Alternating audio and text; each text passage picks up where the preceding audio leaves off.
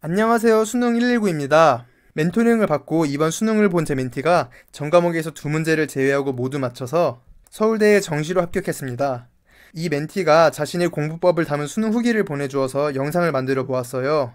멘티가 보내준 공부법 내용과 이에 대한 제 생각을 중심으로 영상을 진행하겠습니다. 그럼 국어 공부법부터 시작할게요. 국어를 공부할 때 가장 중요하게 생각했던 것은 스스로의 이해 방법이었습니다. 내가 어떻게 이 글을 읽고 이해했는지를 지속적으로 점검하고 그 방법을 문제 해설집이나 인간 강사의 접근법과 비교하는 것이 가장 큰 도움이 되었던 공부법이었습니다. 단순히 강의를 보면서 여기는 이렇게 이해해야 하는구나 라고 피상적으로 접근하는 것이 아닙니다. 강사의 좋은 해석이 있다면 왜 나는 이렇게 생각하지 못했는지를 점검하고 보완해야 합니다.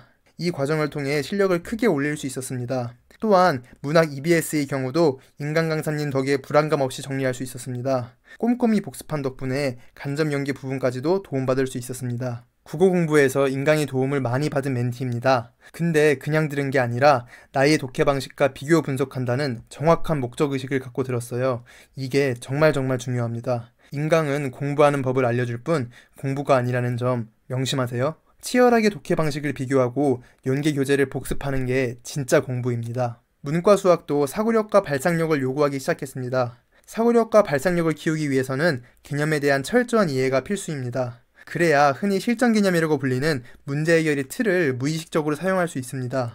어려운 문제들은 보통 한두 가지 핵심적 생각을 해내야 문제가 풀립니다. 핵심적 생각은 문제 내에서 발상적 포인트를 말하는 건데 미분 가능성을 판단할 때 연속성을 먼저 판단하는 것을 그 예로 들 수 있습니다. 이런 생각을 해내기 위해서는 당연히 다양한 문제를 풀어봐야 합니다. 쉽게 맞춘 문제도 핵심적 생각은 한번 써보고 헷갈리거나 틀린 문제는 직접 다시 풀어봐야 합니다. 풀릴 때까지 풀어보고 풀이와 비교해서 제가 틀린 이유를 분석했습니다. 이 경우도 당연히 문제의 핵심적 생각을 메모하는 건 필수고요. 이런 식으로 문제를 풀면 처음에는 오래 걸리지만 금방 수많은 문제를 쉽게 분석하는 방법이 체화되어서 그 이후부터는 수학이 제일 재밌어지고 쉬워집니다. 또한 인강 들을 때 강사님이 문제풀이 과정에서 핵심적 생각이 나오는 부분은 유심히 봤습니다. 수학의 경우 사설 모의고사도 풀었고 EBS는 따로 풀지 않았습니다. 이 멘티는 수학이 가장 약한 과목이었습니다. 그래서 더욱 개념학습을 강조했고요.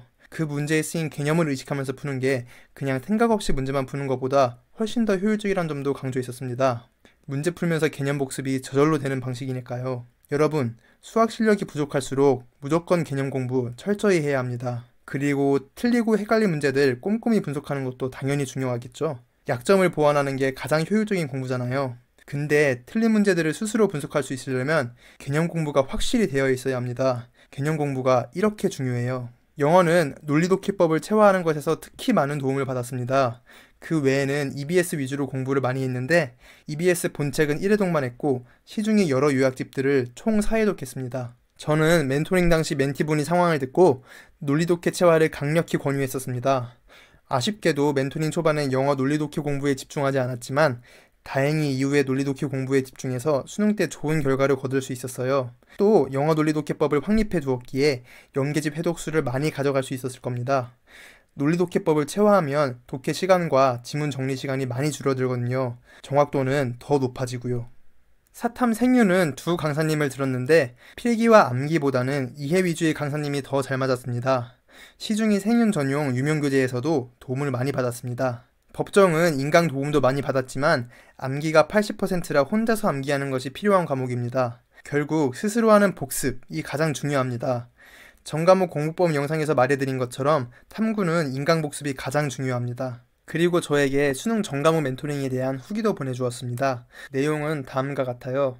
멘토링 기간 동안 플래너를 매일 보고해야 하고 매일 피드백 받는다는 사실 자체가 저에게 지속적인 동기부여가 되어주었습니다. 또한 매일 제 공법에 대한 점검도 해주시고 궁금한 게 생겨서 질문하면 답도 잘 해주셔서 불안감 없이 제 공법에 확신을 가지고 공부할 수 있었습니다. 덕분에 공법을 의심하며 보내는 시간도 아낄 수 있었고요.